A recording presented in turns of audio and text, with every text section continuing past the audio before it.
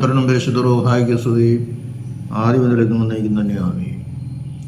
Petro ഫെയ്ത്തിലേക്ക് എല്ലാവർക്കും സ്വാഗതം. ഞാൻ യാക്കോബായ സഭയിലെ പാലുക്കൽ കോറെപ്പിസ്കോപ്പ്. സത്യവിശ്വാസം സംബന്ധിച്ച കാര്യങ്ങളാണ് ഇവിടെ പറയുന്നത്. എന്ന് പറയാൻ ഉദ്ദേശിക്കുന്നത്, പെന്തക്കോസ്ത് സഭകളിൽ സ്വർണ്ണാഭരണങ്ങൾ അണിയുന്നതിനെ പറ്റി ഈയിടെ വലിയൊരു വിമർശനവും മറ്റു കാര്യങ്ങളൊക്കെ സോഷ്യൽ മീഡിയയിൽ കാണുന്നുണ്ട്. സ്വർണ്ണാഭരണങ്ങൾ ധരിക്കാമെന്നും ചിലർ ധരിക്കേണ്ടെന്നും പല തരത്തിലുള്ള അഭിപ്രായങ്ങൾ കൊണ്ട് ഇത് സോഷ്യൽ മീഡിയ ഈ വിഷയത്തെ നിറഞ്ഞിരിക്കുകയാണ്. പെന്തക്കോസ്ത് സഭയിൽ ഒന്നാമത്തേതിൽ അവരുടെ സ്നാനം തന്നെ ശരിയല്ല. അവർ യോഹന്നാൻ്റെ മാമോദിസ കൊടുക്കുന്നു, പക്ഷെ അതേസമയം തൃത്വനാമം ഉച്ചരിക്കുകയും ചെയ്തു വെള്ളത്തിൽ മുക്കാൻ. യോഹന്നാൻ അങ്ങനെ ചെയ്തിട്ടില്ല. തന്നെയല്ല, യോഹന്നാൻ്റെ അടുത്ത് മാമോദിസ മുങ്ങിയവർ അവരുടെ പാപങ്ങൾ യോഹന്നാനോട് ഏറ്റുപറഞ്ഞിട്ടാണ് മാമോദിസ മുങ്ങിയത്. കർത്താവ് എല്ലാവരെയും പോലെ മാമോദിസ മുങ്ങിയെന്ന് പറയുമ്പോൾ കർത്താവും പാവം ഏറ്റുപറഞ്ഞു. കർത്താവ് ഏറ്റുപറഞ്ഞ പാവം ജനം ചെയ്ത പാവമാണ്. ഞാൻ വന്നിട്ടും പറഞ്ഞിട്ടൊന്നും ജനം എന്നെ വിശ്വസിക്കുന്നില്ല എന്ന ഭാവമാണ്. ഈ രണ്ടും കൂടി കലർത്തിയിട്ടുള്ള ഒരു മാമോദീസ അത് എന്താണെന്ന് മനസ്സിലാക്കാൻ പറ്റുന്നില്ല. ശരിയായ മാമോദീസ സ്വീകരിക്കാതെ അവനൊരിക്കലും ക്രിസ്ത്യാനി ആകുകയില്ല. മാമോദീസയിൽ അവർ പറയുന്നത് സ്നാനം ഏൽക്കുന്നതിന് മുമ്പ് മാനസാന്തരം വരണം, കർത്താവിനെ ഏറ്റുപറയണം, പാപങ്ങൾ കർത്താവിനോട് ഏറ്റുപറയണമെന്ന്. പാപങ്ങൾ കർത്താവിനോട് ഏറ്റുപറയാൻ കർത്താവിനൊന്നും അറിയാൻ പാടില്ലേ? ഓരോരുത്തരും ചെയ്ത പാപങ്ങൾ കർത്താവിനെ അറിയാൻ പാടില്ല. പിന്നെ നീ എന്തിനാ ഏറ്റുപറയണം? കാര്യം ഞങ്ങൾ കർത്താവിനോട് ഏറ്റുപറയുന്നു എന്ന് വരില്ല, കർത്താവിന് സ്ഥാനാമതിയായ പട്ടക്കാരുടെ മുമ്പിൽ ഏറ്റുപറയുന്നു. അത് കർത്താവിനോട് പറയുന്നു. അതേസമയം സമൂഹത്തോട് അല്ലെങ്കിൽ സഭയോട് ചെയ്ത പാപങ്ങളും അവരോട് ഏറ്റുപറയുകയാണ്, പട്ടക്കാരനോട്.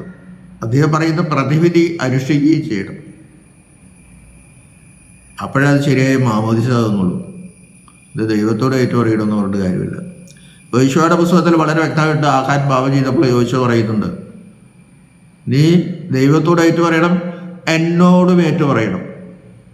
യോശുവ പുരോഹിതനായിരുന്നല്ലോ. അപ്പോൾ പഴയ നിയമകാലം മുതലുള്ള ഒരു സംഭവമാണ് ഈ പാപങ്ങൾ പുരോഹിതനോട് ഏറ്റുപറയുന്നുള്ളത്. അതൊക്കെ വിഘ്നിച്ചുകൊണ്ടാണ് ഇവർ കാര്യങ്ങളൊക്കെ ചെയ്യുന്നത്. ഇപ്പോഴും ആദിമ പാപത്തിൽ നിന്ന് ഇവർ മുക്തരല്ല. കൊച്ചുകുട്ടികളെ മുക്കാൻ സമ്മതിക്കില്ല. വലിയ അവർ നടത്തിയാലും ആ ആദിമ പാപത്തിൽ നിന്ന്, ആദാമി പാപത്തിൽ നിന്ന് അവർ ആ കാര്യങ്ങളൊന്നും പറയുന്നില്ല. അവർ വിമുക്തരുമല്ല. പിന്നെ ഇവരുടെ ഒരു പ്രധാന കാര്യം മത്തായി 28:18 പ്രകാരം എന്തധികാരത്തിലാണ് ചെയ്യുന്നത്? കർത്താവ് അവർക്ക് സുവിശേഷം പ്രസംഗിക്കാൻ ഒരു അധികാരം കൊടുത്തിട്ടുമില്ല, അവരോട് പറഞ്ഞിട്ടുമില്ല. അവരെല്ലാവരും സ്വയം ഏറ്റെടുക്കുകയാണ്. ഞാൻ ബൈബിൾ കോളേജിൽ പഠിച്ചു. എന്നെ എല്ലാവരും കൂടി ഓർഡർ ചെയ്ത് പാസ്റ്ററാക്കി. എന്ത് പാസ്റ്ററാക്കി? അപ്പോസ്തോലിക കൈവെപ്പോ അതിൻ്റെ പിന്തുടർ അവകാശമൊന്നും ഇവർക്കില്ല. പൗലോസ്ലീഹ പോലും നടപടി പുസ്തകം 13:3 വായിക്കുമ്പോൾ പൗലോസിലെയും ശൈലാസിനെയൊക്കെ ഭർദ്ദമാസിനെയൊക്കെ പറഞ്ഞയക്കുമ്പോൾ പരിശുദ്ധാത്മാവ് പറഞ്ഞിട്ടും അവരുടെ മേൽ കൈവച്ച് പ്രാർത്ഥിച്ചാണ് അവരെ സുവിശേഷീകരണത്തിന് പറഞ്ഞു വിടുന്നത്. ഇവർക്ക് ആരെന്ത് സുവിശേഷം? ഇവരാർക്ക് കയ്യൊപ്പ് വരണം? എന്ത് വരണം? യാതൊരു അവകാശങ്ങളും ഇവർക്കില്ല എന്നുള്ളതാണ് സത്യം. അപ്പോൾ ഈ കാര്യങ്ങളൊക്കെ പരിഗണിക്കുമ്പോൾ ഇവർ പറയുന്നതിലൊന്നും യാതൊരു അർത്ഥമില്ല. ഒരു സീനിയർ പാസ്റ്റർ അദ്ദേഹം പറഞ്ഞത്, അന്ന് ആഭരണം ധരിക്കണ്ട എന്ന് പറഞ്ഞത് അബദ്ധമായി പോയി. അത് കാരണം കൂടുതൽ ആളുകൾ സഭയിലേക്ക് വന്നില്ല, കുറേ പേരൊക്കെ വിട്ടുപോയി. ഇന്നതിൽ അദ്ദേഹം പശ്ചാത്തപിക്കുകയാണ്. അപ്പോൾ അത് ദൈവിക വചനങ്ങൾ അല്ലെങ്കിൽ വേദോസത്തിൽ പറഞ്ഞിരിക്കുന്ന വാക്യങ്ങൾ അർത്ഥമില്ലാത്ത വ്യാഖ്യാനങ്ങൾ കൊടുക്കുക. 1 പത്രോസ് 3:1-2 ഇവിടെയൊക്കെ എന്താ പറയുന്നു? നിങ്ങളുടെ അലങ്കാരം തലമുടി ചെയ്യുന്നതോ പൊന്നണിയുന്നതോ വസ്ത്രങ്ങൾ ധരിക്കുന്നതോ അല്ല, നിങ്ങളുടെ മനസ്സ് ശുദ്ധമായിരിക്കണം.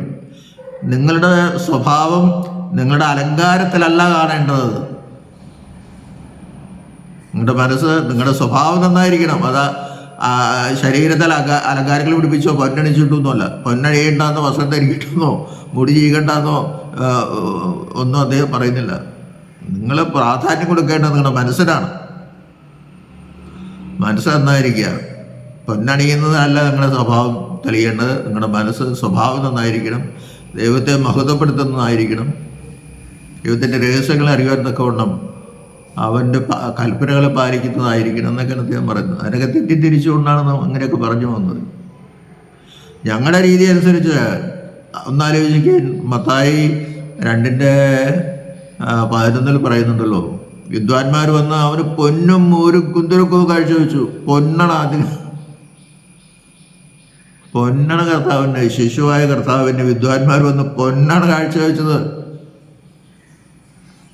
കാരണം അത് കാര്യം ശിശുവാണെങ്കിലും അവർ വേണമെങ്കിലും പറയാം, പക്ഷെ അവരൊന്നും പറഞ്ഞില്ല. കാരണം പൊന്നവൻ്റെ മഹത്വത്തെ കാണിക്കുന്നത്. ഇപ്പം ഞങ്ങൾ കുർബാന ചെല്ലുമ്പോഴും വലിയ വില കൂടിയ വസ്ത്രങ്ങളൊക്കെ ധരിക്കുന്നു, വലിയ ഗോൾഡൻ മാല ധരിക്കുന്നു. ഇത്രാന്മാരും കോറപ്പിസ്കോപ്പന്മാരും ഒക്കെ ആ പൊന്ന്, ആ കളറ് ദൈവത്തിൻ്റെ മഹത്വത്തെയാണ് കാണിക്കുന്നത്. അപ്പോൾ കല്യാണത്തിന് മണവാട്ടി നിൽക്കുമ്പോൾ മണവാളൻ കർത്താവിൻ്റെ സ്ഥാനത്ത്, മണവാട്ടി സഭയുടെ സ്ഥാനത്തുമാണ്. മണവാളൻ്റെയും മണവാട്ടിയുടെയും മാല വാഴ്ത്തുന്നത് സ്വർണ്ണമായിരിക്കണം, മോതിരം സ്വർണ്ണമായിരിക്കണം, താലി സ്വർണ്ണമായിരിക്കണം. അത് നിർബന്ധമാണ്. വലിയ ആടയാഭരണങ്ങൾ ധരിക്കണം, അതിന് തെറ്റില്ല. കാരണം മണവാളൻ്റെയും മണവാട്ടിയുടെ സ്ഥാനമാണ് അവിടെ. സഭയുടെയും കർത്താവിൻ്റെ സ്ഥാനത്ത് എന്തുമാത്രം ആടയാഭരണങ്ങൾ ധരിക്കാമോ ധരിക്കാൻ കുഴപ്പമില്ല. പക്ഷെ അവനവൻ്റെ സാമ്പത്തിക സ്ഥിതി ചെയ്താൽ മതി എന്ന് മാത്രമേ ഉള്ളൂ. അതിനൊന്നും ആരും തടയില്ല. അതൊക്കെ സഭയിൽ നിന്നും ദൈവത്തിൽ നിന്നും അകറ്റുന്നു ഒക്കെ പറയുന്നതിലൊന്നും യാതൊരു അർത്ഥമില്ല. ഓരോരുത്തർക്കും തോന്നിയ മാതിരി വ്യാഖ്യാനിക്കുക, അതാണ് കുഴപ്പം. ഈ പെന്തക്കോസ്തുകാരുടെ കുഴപ്പം, അവർക്കൊരു സ്ഥിരമായ ഒരു തത്വസംഹിതയില്ല. അവരവർക്ക് ഇഷ്ടമുള്ളതൊക്കെ വ്യാഖ്യാനിക്കും, അത്രേ ഉള്ളൂ. അങ്ങനെ പോയി വ്യാഖ്യാനിച്ച് പോകുമ്പോൾ തോന്നുന്നൊക്കെ പറയും. സഭയിലെ ആളുകളെ കൂട്ടുക എന്നുള്ളതല്ലോ, അതാണ് അവരുടെ ലക്ഷ്യം. ഇപ്പോൾ 50 കോടി 60 കോടി ഒക്കെ ഉണ്ട്. അതിൽ നിന്നൊക്കെ കൊഴിഞ്ഞു പോയി തുടങ്ങി. സത്യം എന്താണെന്ന് ആളുകൾക്ക് മനസ്സിലായി തുടങ്ങി. അതുകൊണ്ട് ഇപ്പോൾ പെന്തക്കോസ്ത് സഭകളൊന്നും വലിയ ഇനി പിടിച്ചെടുക്കാൻ അധികം സാധിക്കുമെന്ന് എനിക്ക് തോന്നുന്നില്ല. സത്യവിശ്വാസം മനസ്സിലാക്കാൻ താല്പര്യമുള്ളവർ നിങ്ങളുടെ സഭയിൽ വന്നു തുടങ്ങി. അവർ മാതൃസഭയിൽ പലരേക്ക് പോയി തുടങ്ങി. അപ്പോൾ കോടികൾ ഉണ്ടാക്കുക എന്നുള്ളതല്ല, രക്ഷയും നിത്യജീവനും ലഭിക്കുക മനുഷ്യർക്ക്, അതാണ് ആവശ്യം. അതുകൊണ്ട് വ്യാഖ്യാനിക്കുമ്പോൾ ശരിയായ രീതിയിൽ വ്യാഖ്യാനിച്ചില്ലെങ്കിലാണ് കുഴപ്പം വരുന്നത്. അത് പരിശുദ്ധാത്മാവിൻ്റെ വ്യാഖ്യാനമല്ല. ഒരു കാര്യം കൂടെ പറഞ്ഞ് ഞാൻ അവസാനിപ്പിക്കാം. ആത്മാവിൽ ആരാധിക്കുന്നതിന് എന്ത് കുഴപ്പം? ഒരു കുഴപ്പമില്ല. ആത്മാവിൽ ആരാധിക്കുക എന്ന് പറഞ്ഞാൽ എന്താ അർത്ഥമെന്ന് മനസ്സിലാക്കണം. എൻ്റെ പിതാവിനെ ആരാധിക്കുന്നത് ഈ മലയിലോ അല്ല ആ മലയിലോ അല്ല, പിന്നെയോ സത്യത്തിലും ആത്മാവിലും ആരാധിക്കണം. സത്യം എന്ന് പറയുന്നത് പുത്രനാണ്, ആത്മാവെന്ന് പറയുന്നത് പരിശുദ്ധാത്മാവാണ്. ഇപ്പം പിതാവിനെ ആരാധിക്കേണ്ടത് പുത്രനിൽ കൂടി പരിശുദ്ധാത്മാവിൽ നിറഞ്ഞ് അവൻ ആരാധിക്കണം. അതാണ് ആത്മാവിലുള്ള ആരാധന, അതാണ് വിശുദ്ധ കുർബാന. അത് നിങ്ങൾക്ക് അതൊന്നുമില്ല, അതൊന്നും പറഞ്ഞിട്ട് കാര്യമില്ല. നിങ്ങൾ പ്രതീകത്തിൽ വിശ്വസിക്കില്ല. കർത്താവ് കുർബാന സ്ഥാപിച്ച് അപ്പോൾ വീഞ്ഞുകൊടുത്ത അതൊക്കെ പ്രതീകങ്ങളാണ്. അവൻ്റെ ശരീരം രക്തമാക്കി തീർക്കുകയാണ്. കർത്താവിനൊന്നും അസാധ്യമല്ല എന്ന് ഓർത്തോളിടും. ഞാൻ തീർക്കാൻ സംസാരിക്കുന്നില്ല. അപ്പോൾ സത്യം ആളുകളെ പഠിപ്പിക്കുക, അത് നിങ്ങൾക്ക് അറിയാനും വയ്യ. നിങ്ങളോ കിടക്കുന്നില്ല, സ്വർഗത്തിൽ കിടക്കുന്നവരെ നിങ്ങൾ വഴിതെറ്റിക്കുകയും ചെയ്യുന്നു. എന്തെല്ലാം ഭാഷമാർ എന്തെല്ലാം ഭാഷയിൽ അങ്ങനെ പറഞ്ഞു കൊണ്ടുവന്ന് വാക്ചാതുര്യം കൊണ്ട് വാക്സമർത്ഥ്യം കൊണ്ട് പ്രസംഗം കൊണ്ട് പറഞ്ഞ് ആളുകളെ വീഴിക്കണം. ആത്മാവിലെ ആരാധന എന്താണെന്ന് പോലും അവർക്കറിയില്ല. അതുകൊണ്ട് സത്യം ജനം മനസ്സിലാക്കട്ടെ. അത്രേ ഉള്ളൂ. ദൈവം നമ്മെല്ലാവരെയും അനുഗ്രഹിക്കട്ടെ.